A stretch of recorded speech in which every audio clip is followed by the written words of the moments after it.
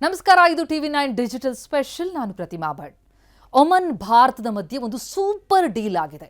ಆ ಡೀಲ್ ಹೇಗಿದೆ ಅಂತಂದ್ರೆ, ಹಾರ್ಮುಜ್ ಹಂಗಿಲ್ಲದೆ ಮುಕ್ತ ವ್ಯಾಪಾರ ಸಾಧ್ಯ ಆಗತ್ತೆ. ಜೊತೆಗೆ ನಮ್ಮಿಂದ ರಫ್ತಾಗುವಂತಹ ಸುಮಾರು 98% ಸರಕಿಗೆ ತೆರಿಗೆಯೇ ಇಲ್ಲವಂತೆ. ಹಾಗಿದ್ರೆ ಏನಿದು ಡೀಲ್, ಏನೇನು ಅನುಕೂಲ, ಡೀಟೇಲ್ಸ್ ಹೇಳ್ತೀನಿ ಕೇಳಿ.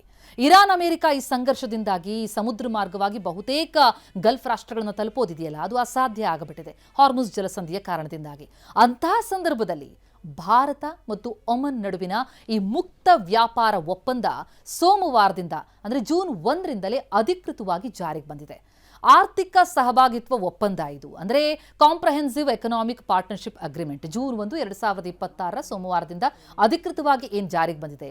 ಕೇಂದ್ರ ವಾಣಿಜ್ಯ ಮತ್ತು ಕೈಗಾರಿಕಾ ಸಚಿವ ಪಿಯೂಷ್ ಗೋಯಲ್ ಮತ್ತು ಭಾರತದಲ್ಲಿನ ಒಮನ್ ರಾಯಭಾರಿ ಇಸಾ ಸಲೇಹ್ ಅಲ್ ಶಿಬಾನಿ ಇವರ ಸಮ್ಮುಖದಲ್ಲಿ ಈ ಪ್ರಕ್ರಿಯೆಗೆ ಚಾಲನೆ ಸಿಕ್ಕಿದೆ. ಈ ಒಪ್ಪಂದದ ಏನೇನು ಉಪಯೋಗ, ಉಭಯ ದೇಶಕ್ಕೆ ಹಲವಾರು ಲಾಭ ಇದೆ. ಇನ್ನು ಮುಂದೆ ಹಾರ್ಮುಜ್ ಜಲಸಂಧಿಯ ತಾಪತ್ರಯನೇ ಇಲ್ಲದೆ ಒಮನ್ ಭಾರತ ನಡುವಿನ ವ್ಯಾಪಾರ ವಹಿವಾಟು ಹೆಚ್ಚಳ ಆಗುವಂತಹ ನಿರೀಕ್ಷೆ ಇದೆ. ಒಪ್ಪಂದದಿಂದಾಗಿ ಭಾರತದ ಟೆಕ್ಸ್ಟೈಲ್ಸ್, ಚರ್ಮ, ಪ್ಲಾಸ್ಟಿಕ್ಗಳು, ಸಾಗರೋತ್ಪನ್ನಗಳು ಹಾಗೆ ಹಲವು ವಸ್ತುಗಳು ಒಮನ್ ಮಾರುಕಟ್ಟೆಯನ್ನ ಆದ್ಯತೆ ಮೇಲೆ ಪ್ರವೇಶ ಪಡೆಯುತ್ತವೆ. ಈ ಒಪ್ಪಂದದಿಂದ ಭಾರತದಿಂದ ರಫ್ತಾಗುವಂತಹ ಸುಮಾರು 98.38% ವಸ್ತುಗಳು ತೆರಿಗೆಯಿಂದ ಮುಕ್ತ ಆಗುತ್ತೆ ಅಂತ ಖುದ್ದು ಕೇಂದ್ರ ವಾಣಿಜ್ಯ ಮತ್ತು ಕೈಗಾರಿಕಾ ಸಚಿವ ಪಿಯೂಷ್ ಗೋಯಲ್ ಅವರು ತಿಳಿಸಿದ್ದಾರೆ. ಈ ಡೀಲ್ನಿಂದ ಹೇಗೆಲ್ಲ ಅನುಕೂಲಗಳಾಗುತ್ತೆ ಅಂತ ನಾವು ನೋಡ್ತಾ ಹೋಗೋದಾದ್ರೆ, ವಿಶ್ವದ ಪ್ರಮುಖ ಇಂಧನ ಪೂರೈಕೆಯ ಮಾರ್ಗ ಈ ಹಾರ್ಮುಜ್ ಜಲಸಂಧಿ.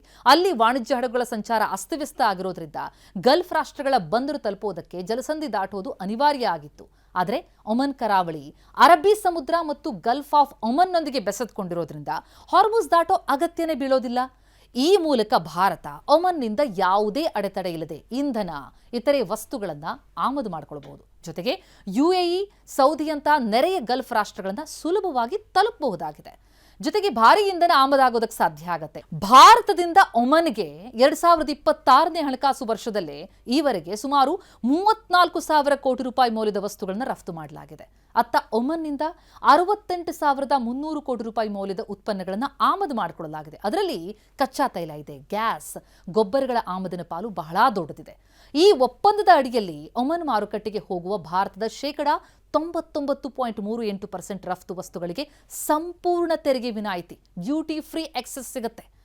ಪ್ರಮುಖ ವಲಯಗಳನ್ನು ನಾವು ಗಮನಿಸ್ತಾ ಹೋಗೋದಾದ್ರೆ, ಜಿಲೆಟಿನ್, ಜೀನ್ಸ್, ರೆಡಿಮೇಡ್ ಬಟ್ಟೆ ಅಂದರೆ ಟೆಕ್ಸ್ಟೈಲ್ಸ್, ಎಂಜಿನಿಯರಿಂಗ್ ಉಪಕರಣಗಳು, ರತ್ನ ಹಾಗೂ ಆಭರಣ, ಜೆಮ್ಸ್ ಅಂಡ್ ಜ್ಯುವೆಲರಿ, ರಾಸಾಯನಿಕ, ಪ್ಲಾಸ್ಟಿಕ್, ಔಷಧೀಯ ಉತ್ಪನ್ನಗಳಿಗೆ ಜಾಗತಿಕ ಮಾರುಕಟ್ಟೆಯಲ್ಲಿ ಭಾರಿ ಬೇಡಿಕೆ ಮತ್ತು ಸ್ಪರ್ಧಾತ್ಮಕ ಬೆಲೆ ಸಿಗುತ್ತೆ. ಜೊತೆಗೆ ವೇಗದ ಅನುಮೋದನೆ. ಭಾರತದ ಜನರಿಕ್ ಔಷಧಗಳು ಒಮನ್ನಲ್ಲಿ 90 ದಿನದ ಒಳಗಾಗಿ ಮಾರಾಟದ ಪರವಾನಗಿ ಪಡೆಯುವಂತಹ ವಿಶೇಷ ಸೌಲಭ್ಯ ಕಲ್ಪಿಸಲಾಗಿದೆ. ಹಾಗೆ ಸ್ಟ್ರಾಟಜಿಕ್ ಗೇಟ್ವೇ ಇದು. ಪ್ರಸ್ತುತ ಮಧ್ಯಪ್ರಾಚ್ಯದಲ್ಲೇನು ಭೌಗೋಳಿಕ ರಾಜಕೀಯ ಉದ್ವಿಗ್ನತೆ ಇದೆ, ಹಾರ್ಮುಜ್ ಮೂಲಕ ವ್ಯಾಪಾರ ಮಾಡೋದು ಬಹಳ ಕಷ್ಟ ಆಗಿದೆ. ಅಂತಹ ಸಂದರ್ಭದಲ್ಲಿ ಒಮನ್ನ ಪ್ರಮುಖ ಬಂದರುಗಳು ಸೋಹಾರ್, ಡುಕ್ ಮತ್ತು ಸಲಾಹ್ ಬಂದರುಗಳಿದೆಯಲ್ಲ, ಇದು ಅರಬ್ಬಿ ಸಮುದ್ರಕ್ಕೆ ಮುಖ ಮಾಡಿರೋದ್ರಿಂದ ಯಾವುದೇ ಅಡೆತಡೆ ಇಲ್ಲ. ಕೊಲ್ಲಿ ರಾಷ್ಟ್ರಕ್ಕೆ, ಆಫ್ರಿಕಾ, ಯುರೋಪ್ ಮಾರುಕಟ್ಟೆಯನ್ನು ತಲುಪೋದಕ್ಕೆ ಇದೊಂದು ಸುರಕ್ಷಿತವಾದಂತಹ ಸೇಫ್ ಪ್ಲಾನ್ ಬಿ ಹೆಬ್ಬಾಗಿಲು. ಜೊತೆಗೆ ಪ್ರೊಫೆಷನಲ್ ಮೊಬಿಲಿಟಿ ನಾವು ನೋಡ್ತಾ ಹೋಗೋದಾದ್ರೆ, ಭಾರತದ IT ಪ್ರೊಫೆಷನಲ್ಸ್ ಇದಾರಲ್ಲ, ಎಂಜಿನಿಯರ್ಸ್ ಇದಾರಲ್ಲ, ವೈದ್ಯರಿದಾರಲ್ಲ, ಅವರೆಲ್ಲರೂ ಕೂಡ ಒಮನ್ಗೆ ಭೇಟಿ ಕೊಡೋದಕ್ಕೆ, ಅಲ್ಲಿ ಕೆಲಸ ಮಾಡೋದಕ್ಕೆ ನಿಯಮವನ್ನ ಸರಳ ಮಾಡಿದ್ದಾರೆ. ಬೆಂಗಳೂರಿನ IT ಉದ್ಯಮಕ್ಕೆ ಒಮನ್ ಮಾರುಕಟ್ಟೆ ಮತ್ತು ಅಲ್ಲಿನ ನಿಯಮ ಸಡಿಲಿಕೆಯಾಗಿದೆ, ಅದು ವರದಾನ ಆಗಿದೆ. ಫಾರ್ ಎಕ್ಸಾಂಪಲ್, ಬಿಸ್ನೆಸ್ ವಿಸಿಟರ್ಸ್ 90 ದಿನದವರೆಗೆ ಅಲ್ಲಿ ತಂಗಬಹುದು. ಹಾಗೆ ಇಂಡಿಪೆಂಡೆಂಟ್ ಪ್ರೊಫೆಷನಲ್ಸು 180 ದಿನಗಳವರೆಗೆ ಇರಬಹುದು. ಜೊತೆಗೆ ಕಂಪನಿಯೊಳಗಿನ ವರ್ಗಾವಣೆ ಇರುತ್ತಲ್ಲ, ಇಂಟ್ರಾ ಕಾರ್ಪೊರೇಟ್ ಟ್ರಾನ್ಸ್ಫರ್ಸ್, ಅದರಲ್ಲಿ 4 ವರ್ಷಗಳವರೆಗೆ ಅಲ್ಲಿ ತಂಗೋದಕ್ಕೆ ಅವಕಾಶ ಇರೋದ್ರಿಂದ ಬೆಂಗಳೂರು ಮೂಲದ IT ಕಂಪನಿಗಳು ಒಮನ್ನಲ್ಲಿ ತಮ್ಮ ಕಚೇರಿಯನ್ನು ಸುಲಭವಾಗಿ ವಿಸ್ತರಣೆ ಮಾಡಬಹುದು. ಜೊತೆಗೆ ಕೆಲವೊಂದು ಎಕ್ಸ್ಕ್ಲೂಷನ್ ಲಿಸ್ಟ್ ಇದೆ, ಅಂದರೆ ಸೂಕ್ಷ್ಮ ವಲಯಗಳಿಗೆ ರಕ್ಷಣೆ ಕೊಡಲಾಗಿದೆ. ಭಾರತೀಯ ರೈತರು, ಸಣ್ಣ ಕೈಗಾರಿಕೆ ಹಿತರಕ್ಷೆಯನ್ನು ಕಾಯ್ದುಕೊಳ್ಳೋದಕ್ಕಾಗಿ ಭಾರತ ಸರ್ಕಾರ ಕೆಲವು ಸೂಕ್ಷ್ಮ ವಲಯಗಳನ್ನು ಈ ಮುಕ್ತ ವ್ಯಾಪಾರ ಒಪ್ಪಂದದಿಂದ ಹೊರಗಿಟ್ಟಿದೆ. ಅಂದರೆ ಈ ಡೇರಿ ಉತ್ಪನ್ನ, ಧಾನ್ಯ, ಸಕ್ಕರೆ, ಹಣ್ಣು ತರಕಾರಿ, ಖಾದ್ಯ ತೈಲ, ಹಸಿಮಾಂಸದ ರಫ್ತು ಆಮದಿನ ಮೇಲೆ ಭಾರತ ಸರ್ಕಾರ ಯಾವುದೇ ತೆರಿಗೆ ವಿನಾಯಿತಿಯನ್ನು ಕೊಡ್ತಾ ಇಲ್ಲ. ಆದರೆ ಭಾರತ ಮತ್ತು ಒಮಾನ್ ನಡುವೆ ಕೃಷಿ ಉತ್ಪನ್ನದ ಮೇಲಿನ ನಿಯಮ ಇದೆಯಲ್ಲ, ಅದು ಸರಳ ಆಗಿದೆ.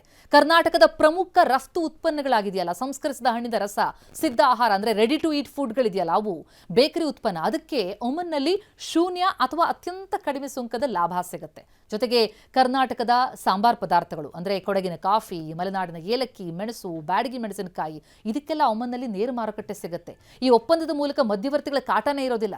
ಕರ್ನಾಟಕದ ರಫ್ತುದಾರರು ನೇರವಾಗಿ ಒಮನ್ನ ರಿಟೇಲ್ ಸರಣಿಗಳೊಂದಿಗೆ ವ್ಯಾಪಾರವನ್ನು ಕುದುರಿಸಬಹುದು. ಹಾಗೆ ಮರೀನ್ ಪ್ರಾಡಕ್ಟ್ಗೂ ಕೂಡ ಬಹಳ ಅವಕಾಶಗಳಿರುವಂಥದ್ದು.